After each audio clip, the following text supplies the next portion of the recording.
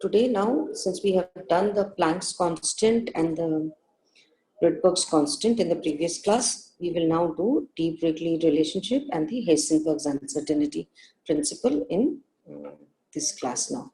Remember when we were discussing the structure of atom and the Bohr's model of atom, we said that Bohr could actually propose a structure of an atom where it was possible to actually accurately measure the position of the electron from the nucleus, the velocity of an electron from the nucleus, and obviously energy of the electron in the atom.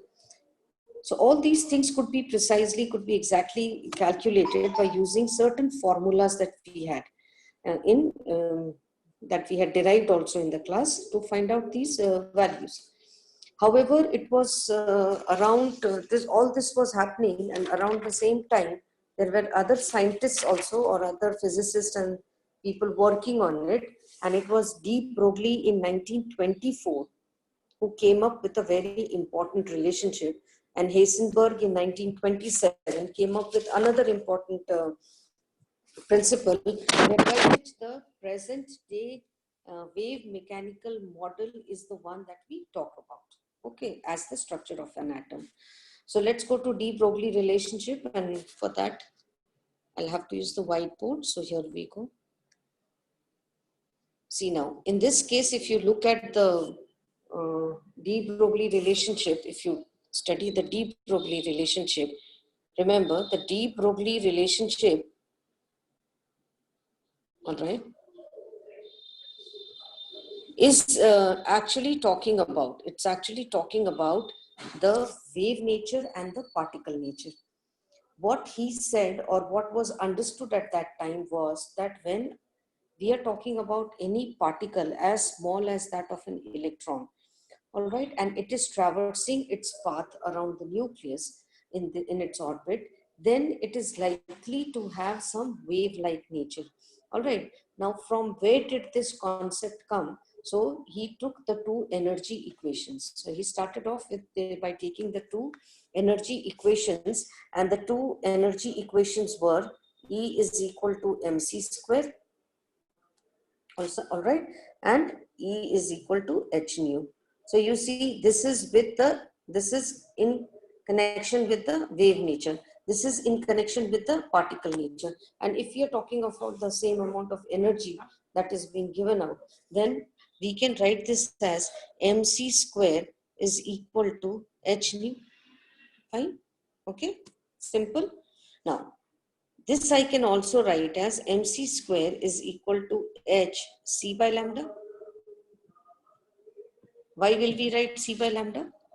Because in this case, the frequency is given as c by lambda. So we are using that. Now you see, this gets cancelled out. What you are left with is mc is equal to h by lambda. Okay, lambda is the wavelength. If c is the velocity of light that is used here, if you are talking about electrons, I can substitute this c. I can replace that c with the velocity of light, and then I can rewrite this as lambda is equal to h by mv. All right. So this becomes the particle nature. Momentum is a particle nature. Lambda is the wave nature. So we are kind of relating the wave nature with the particle nature. If you look at this mass, if I'm talking about electrons, right now here we are basically discussing about electrons. So if I'm talking about electrons, you can see that the mass will remain constant. If we are talking about the velocity and the lambda, then you see in this case, the wavelength is there and the velocity is, if the wavelength is the lambda, then this is equal to h by mass into velocity. Then obviously this can be also written as h by momentum, which is p. Okay. Now, one more thing I need to tell you here is that if we go back to the quantization in the Bohr's model of atom, we were discussing that the angular momentum is quantized. Electrons are allowed only in those shells where the angular momentum is quantized. Okay.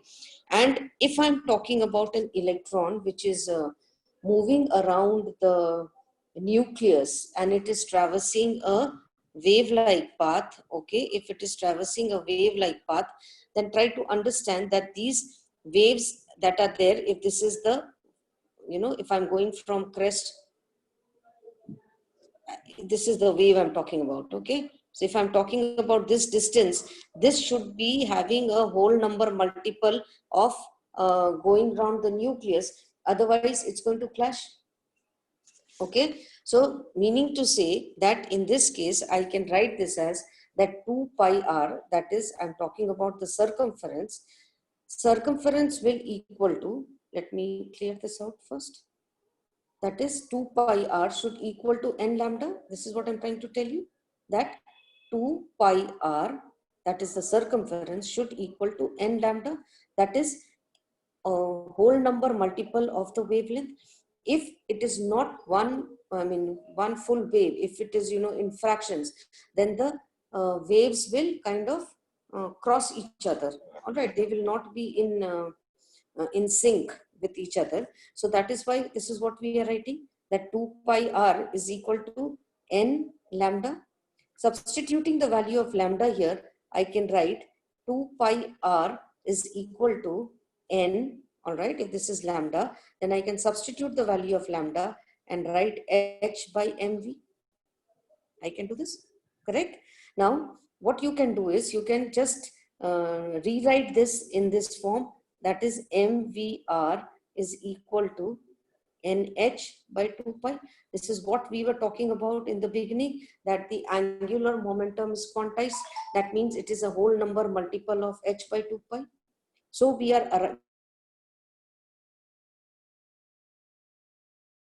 can arrive at this relationship also. Okay, just in case if you did not understand what I meant here, let me show you that in another diagram. This means what I'm trying to tell you here is that suppose if this is the nucleus, okay, and this is the orbit in which the electron is moving. Okay, if in this orbit, if you don't have this in, what should we say, whole number multiple, all right, then what will happen is that it is likely to, all right, it's going to be, see, it's kind of crisscrossing here.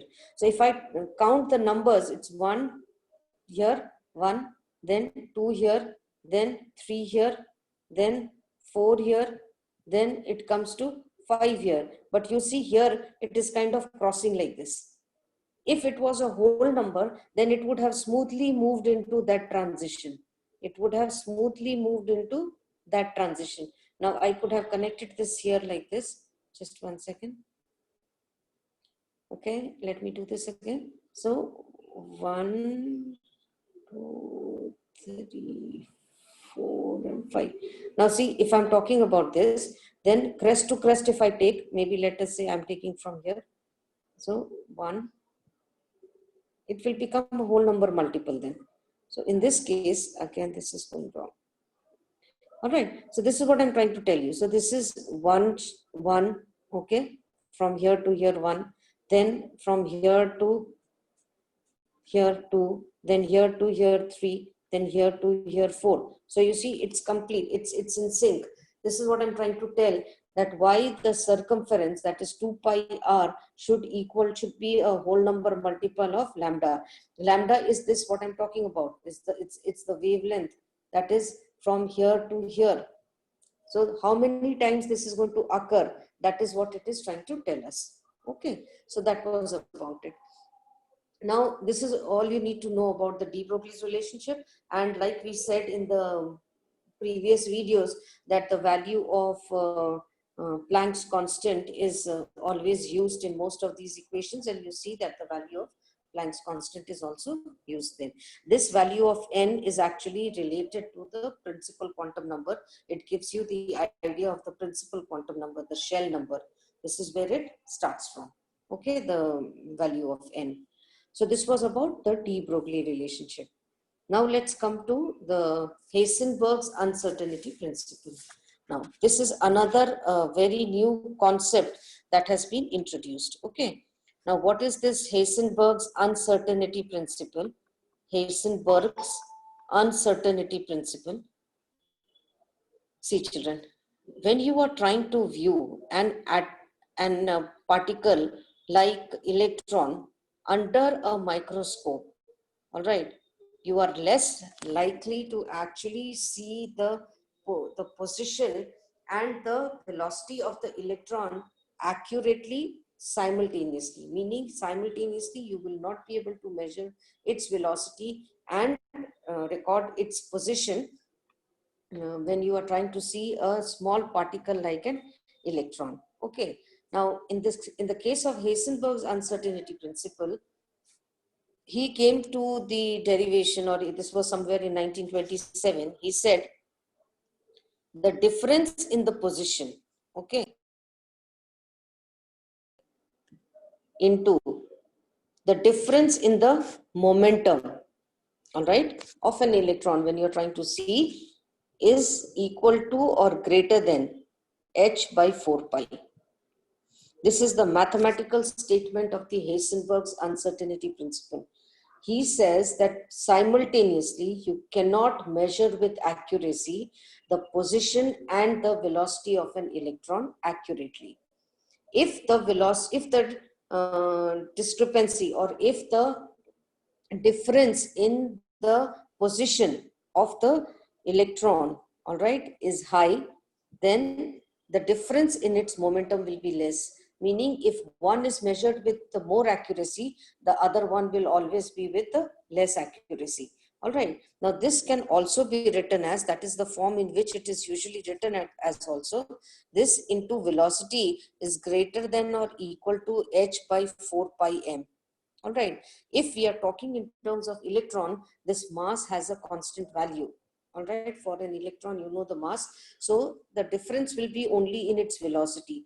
So you can also say that according to Heisenberg, the velocity and the position of an electron cannot be measured accurately simultaneously for both the terms. Okay. If you look into the let's talk about an electron first, how small an electron is. You know that the mass of an electron is equal to, how much? Mass of an electron is given as equal to how much? 9.1 into 10 to the power minus 28 grams or 31 kgs, right? Now, what is the radius of an electron? How will you find out the radius of an electron? Now, let us say energy of an electron is given by, E square by R. E square by R, okay, is given by E square by R, where R is the radius and E is the charge. All right, this R here is the radius of an electron, not the radius of the orbit, remember. This R here is the radius of an electron and not the radius of the orbit that we are talking about. Okay. Now, in this case, if I'm talking about this, let us say that if the entire mass of the is electromagnetic, let us say this entire mass is electromagnetic, then E will equal to mc square, all right, or E is equal to mc square, or we can write that E square by R is equal to mc square. E square by R is equal to mc square. I can write it like this, correct? All right. Therefore, from this, if you find out the value of R, then the value of R is going to be E square divided by mc square. Okay. Substitute the values, and the value that you get in this case, if for the electron and for this one, then you get the value as 2.8 into 10 to the power minus 13 centimeters. If you're doing it in the CGS. So this is coming to 2.8 into 10 to the power minus 13 centimeters. So you can understand how small the electron is. Why I calculated the radius is just to let you know how small the size is and how small the mass is of an electron. All right. If you talk about the radius of the first orbit, then in that case, you know, it is to the order of 10 to the power minus 10 centimeters. All right. So here we are talking about the radius of an electron, which is so small. Now, why is it necessary for us to discuss this? It is because the Heisenberg's uncertainty principle is actually applicable only to very small, particles like atomic particles. Otherwise, you see, if you try to apply the Heisenberg's uncertainty principle to macromolecules or to the big particles which are big in size, then it doesn't really work out, because Heisenberg's uncertainty principle, it's validating only those uh, particles which are very small in size.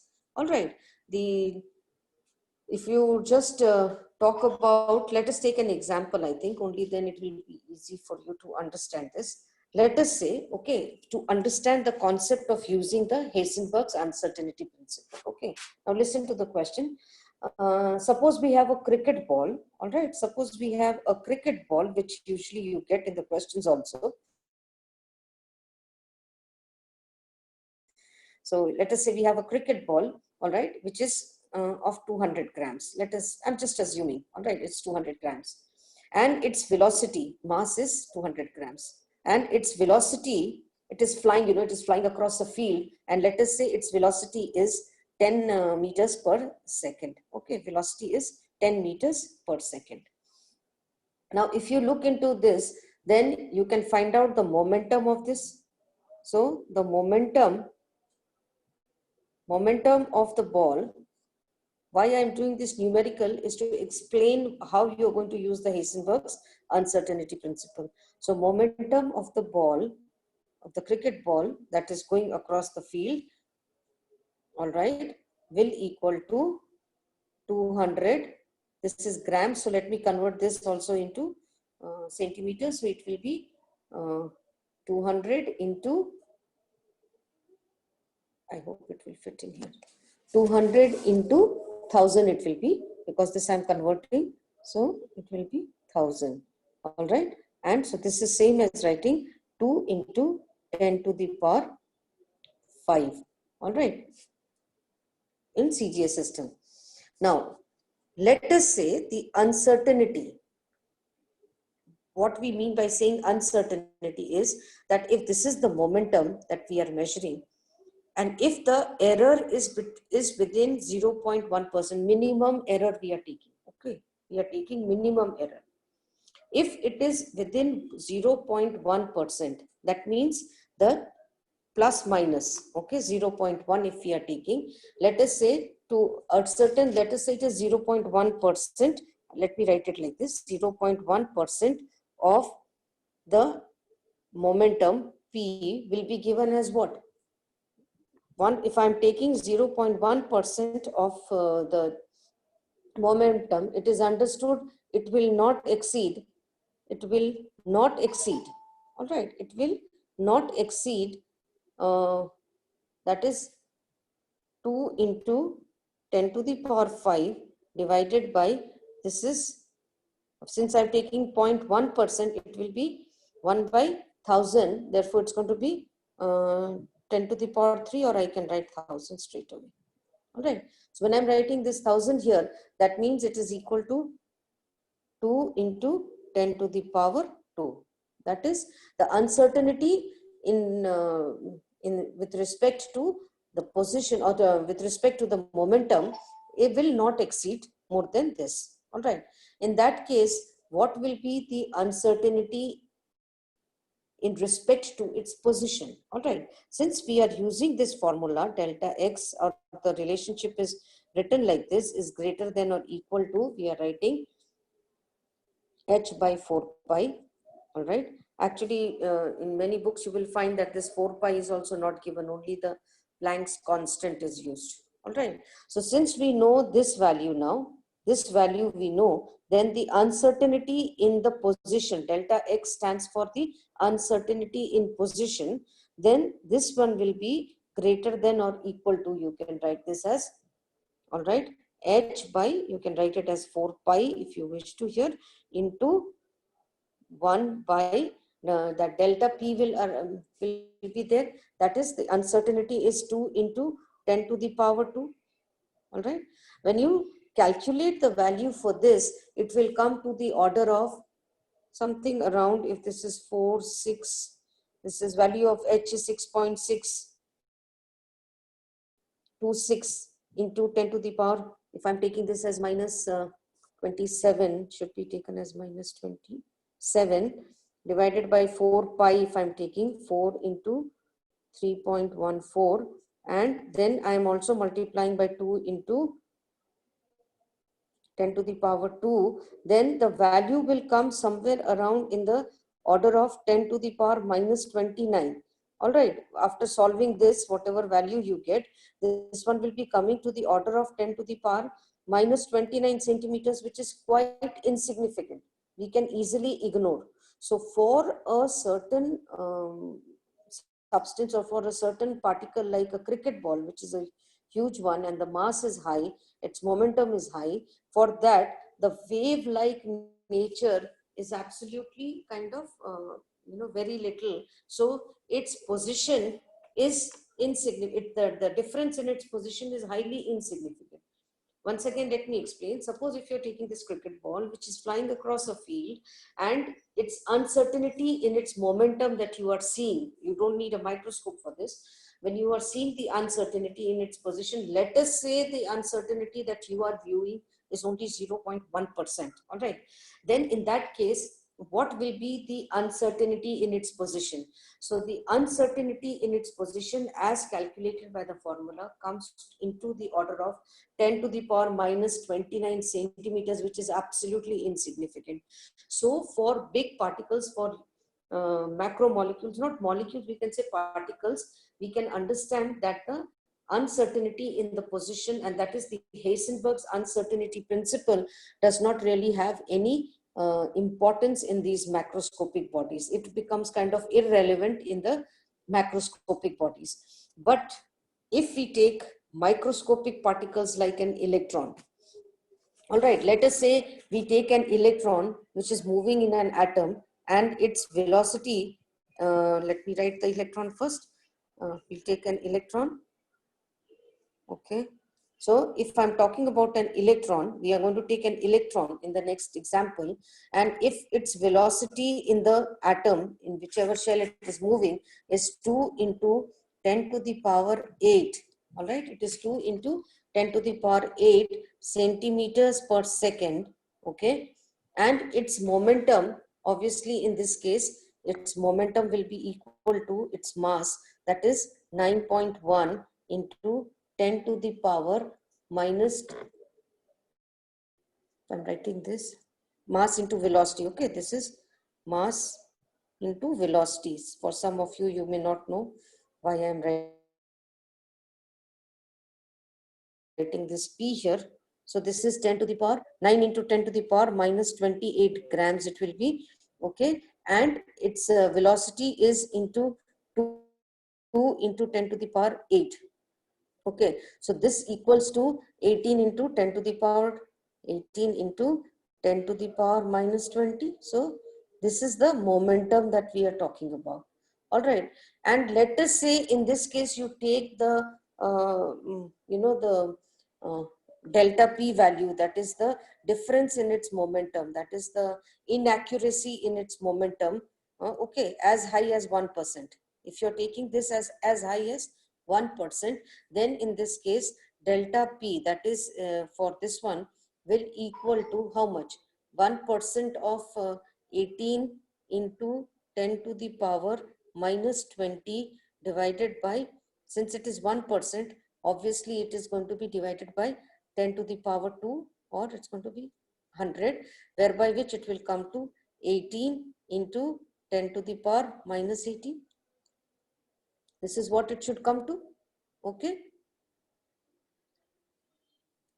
No, it will not be 18.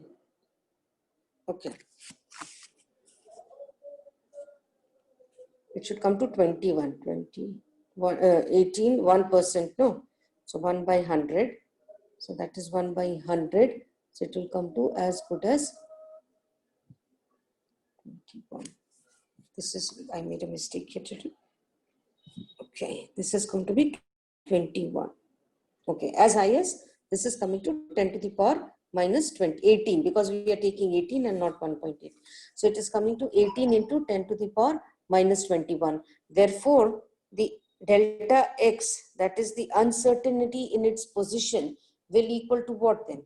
This one will equal to 6.626, okay, into 10 to the power minus 27 we will take, divided by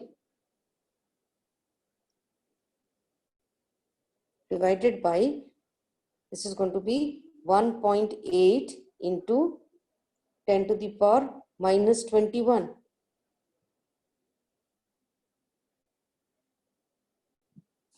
I hope you can see this clearly. So this comes out to be of the range of, you can see this is minus 27, this is minus 21. So this one will turn out to be around, the value turns out to be something around 3.7, I think 3.7 into 10 to the power minus 6 centimeters. So you can very well understand, going by the size of the electron, this is quite a significant value. That is 3.7 into 10 to the power minus 6 centimeter is quite a significant value. That is, in this given instance, the electron is within the atom or not, that also we don't know, because you see the radius of an atom we had taken in terms of the first shell that we had taken was of the order of 10 to the power minus 10, right? So in this case, the value is coming out to be 3.7 into 10 to the power minus 6. So the uncertainty in the position is very high. Clear? Therefore, what I'm trying to tell you here is that in this case, when you are taking an electron, which is a microscopic particle, Heisenberg's uncertainty principle finds its place very much there.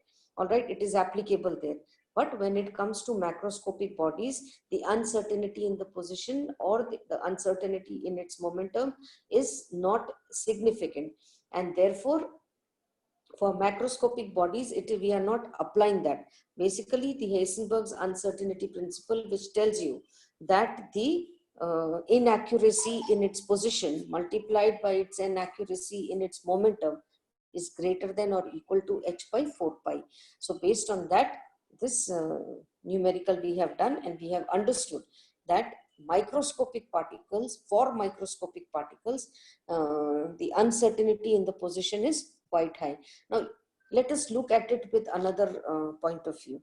See, children, when you are trying to view an electron, all right, when you are trying to view an electron, which is such a small thing, you know, I mean, you can see this red dot that I'm putting up here, but electrons you cannot see. All right, that when you are trying to see this through a microscopic lens, all right, you're trying to see this through a microscopic lens, then there is definitely going to be some kind of, you know, these light phenomena that take place, and that you can say that there will be certain level of uncertainty. And if you are using a strong source of light, then definitely this source of light is either going to increase its energy, or maybe the energy is increased so much that it actually jumps to higher levels, and therefore its inaccuracy in the position can be said. So that is what it is. It means here that can we adjust this? Can we balance this out? Can the inaccuracy be balanced out? So let us say we want to, you know, reduce the uncertainty in the position. All right. So if we want to reduce the uncertainty in the position, then we will have to use we can use principal photons, which are of extremely short wavelength values. All right. Now, if we are going to use this, then it is going to cause different effect in the recoiling of the electrons, in the recoilation. That is why reconciling, you know, recoiling, that is the concept there. So it has its impact there. However, if you want to, you know, improve its momentum, then if you want to reduce its inaccuracy in the momentum, then you will have to use less energetic photons of larger wavelength. Now, if you are using this and you are trying to increase the accuracy in velocity, then again there are certain other side effects that take place, and the wavelength becomes comparable to the magnitudes that cannot be actually measured. All right. So there are other, right now we cannot go into the details of all this, but just understand that however much the scientists and those people at that time were trying to measure it with accuracy by using or adjusting the wavelengths, it wasn't working out. But for macroscopic bodies, of course, it was not applicable. But for the microscopic bodies, the Heisenberg's uncertainty principle was very much seen. So once again, just revise this. Delta X stands here for the inaccuracy in the position. Delta V stands for the inaccuracy in the velocity. This is greater than or equal to h by 4 pi m. In case of electron, m is constant. So we are using this value here. And if you substitute the values for this, then you will get this in the order of, suppose I'm substituting the values for h. So h is 6.626 into 10 to the power minus 34. All right, joules seconds I'm taking, and dividing this by 4 pi. So 4 into 3.14 if I'm taking, and let us say I'm talking about an electron. So the mass is I'm taking as 9.1 into 10 to the power minus 31 kg. All right. When upon solving all this, this comes to the value of in the range of 0. Just 1 second, 0, 5, 7, 5797 into 10 to the power minus 3 range. That is meter square seconds inverse. So you can very well imagine that, you know, when the accuracy is more for one, inaccuracy will be very high for the other one. And if one of them, the question now comes, if one of them, if delta X is 0, that means you have been able to measure it. All right. Then in that case, delta P will be infinity. That is, the inaccuracy will be infinite. And if you are able to measure the momentum with total accuracy, then the delta X value will become infinite. All right. So if delta X is 0, then delta P will become infinite. If delta P is 0, then delta X will become infinite. So this is what all you need to know about Heisenberg's uncertainty principle. It's an interesting topic, children. If you really go into the depth of it, you will like studying it. And that's all for today. I think we have done the Heisenberg's uncertainty principle, and we have done the de Broglie's relationship. In the other videos, we have done the Schrodinger's wave equation also we have done, and the derivation of the quantum numbers. Not exactly derivation, but we have understood what are quantum numbers and how the electrons are filled up in the respective orbitals. So these are some of the very important topics in atomic structure that you have to do. Numericals, yes, you will get based on Heisenberg's uncertainty principle. You will get it on de Broglie's relationship, and of course you will get numericals based on because you will be using the Rydberg's constant and Planck's constant. So I can always say that, yes, they will also be a part of the numericals. Values, yes, you are supposed to remember the values. And just in case, if in the exams, the values are given differently, in the sense, suppose you have learned the value of Planck's constant as 6.626 into 10 to the power minus 34 joule seconds. What you will do is, in the exams, if the value is given only as 6.6, please use that. If the value is given, if the value is not given, then you can clearly mention that taking the Planck value of Planck's constant as this much, then you solve the numerical. Remember, always you are required to write the formula, you are required to show the substitution, and then you will do the calculations, so that you are not penalized for a wrong answer straight away just because you have used a incorrect value for a certain thing, or your arithmetical calculations have been incorrect. All right. So these 3 steps you will always remember when doing the numericals. Always write the formula, always show the substitution. All right. And like I said, if the value of a certain constant is not given, you can write down there that taking the value of the Planck's constant as this much, then you substitute and you write. And then of course, since calculators are allowed, you can find out the value and write down your answers. Go up to at least the 3rd or the 4th decimal digit because you're using the calculators. do not try to round up the figures. This is what I will suggest. Do not try to round up the figures. So this is all about Heisenberg's uncertainty principle, and of course about the de Broglie relationship, and the other topics also we have covered in the other videos. Hope you are following them, and hope they'll be helpful for you to go back to it again and again. Why I am uploading, children, is so that once the class is over, and if you need to refer to it again, you can always do it. Okay, so thank you.